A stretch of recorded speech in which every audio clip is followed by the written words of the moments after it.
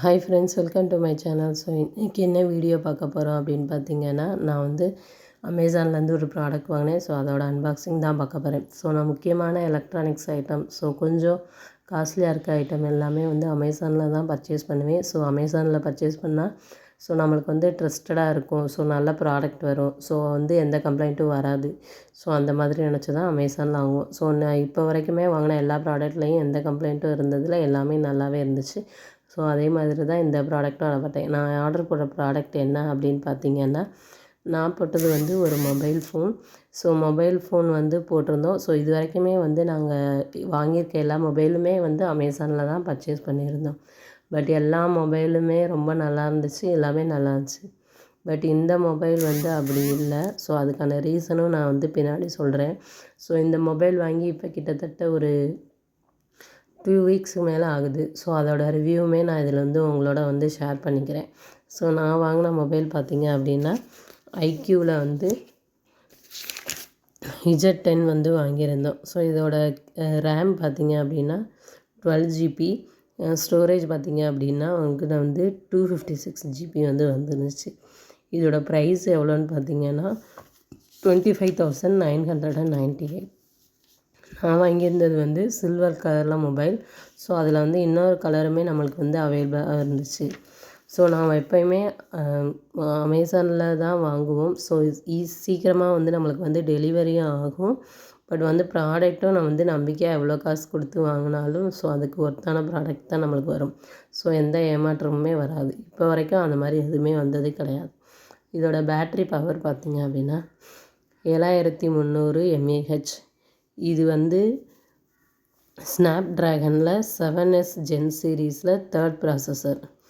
இது வந்து பார்த்திங்க அப்படின்னா அல்ட்ரா ஸ்லிம். ஸோ இருக்கிறதுலே ரொம்ப ஸ்லிம்மான மொபைல் அண்ட் வந்து ரொம்ப லைட் வெயிட்டடான மொபைல். இதோட இந்த ஸ்லிம் வந்து எவ்வளோ சென்டிமீட்டர்னு பார்த்திங்க அப்படின்னா 0.789 சென்டிமீட்டர்.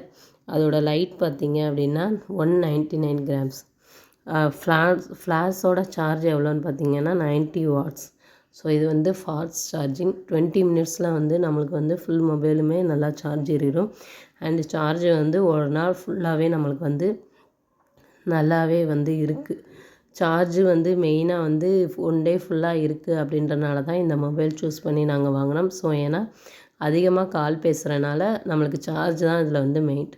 நார்மல் ஃபோன்லனா ஒரு நாளைக்கு 2 டைம்ஸ் போடுற மாதிரி இருக்கும். பட் இதில் வந்து ஒரு டைம் போட்டால் அன்றைக்கி ஃபுல்லாகவே இந்த ஃபோனில் வந்து சார்ஜ் வந்து நிற்கிது.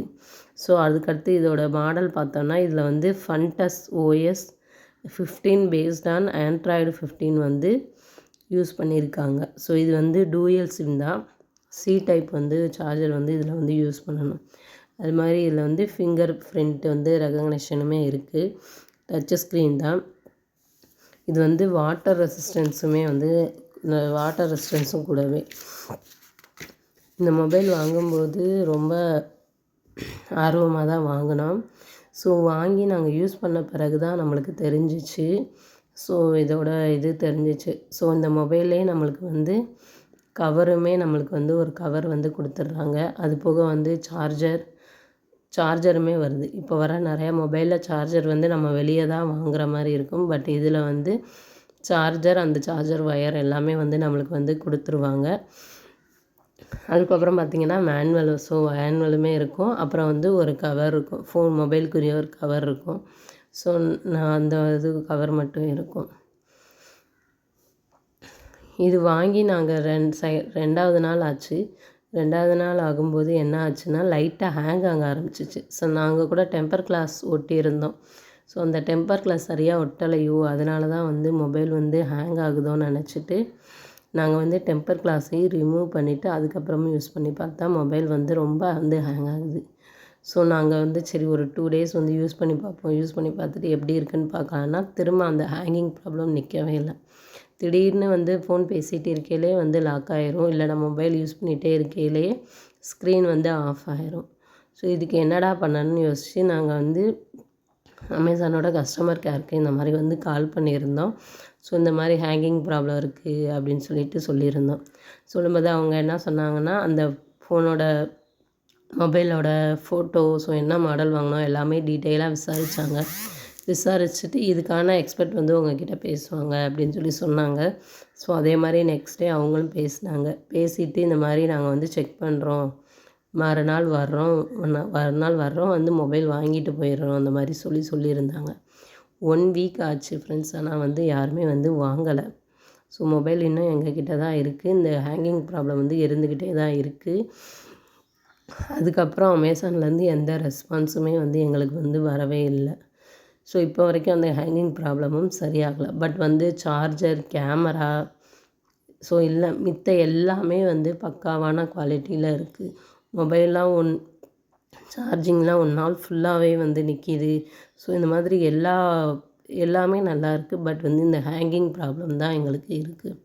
ஸோ உங்களுக்கு ஏதாவது இதில் வந்து இந்த ஹேங் ஆகிறதுக்கு ஏதாவது சொல்யூஷன் இருந்தால் சொல்லுங்கள். பட் நாங்கள் திரும்ப வந்து கஸ்டமர் கேருக்கு வந்து கால் பண்ணோம். அவங்க ஒரு நம்பர் கொடுத்துருந்தாங்க அதுக்கு. ஸோ அது வந்து ஒரு ரெஸ்பான்ஸே பண்ணலை. ஸோ தேங்க்யூ ஃபார் வாட்சிங் மை வீடியோ.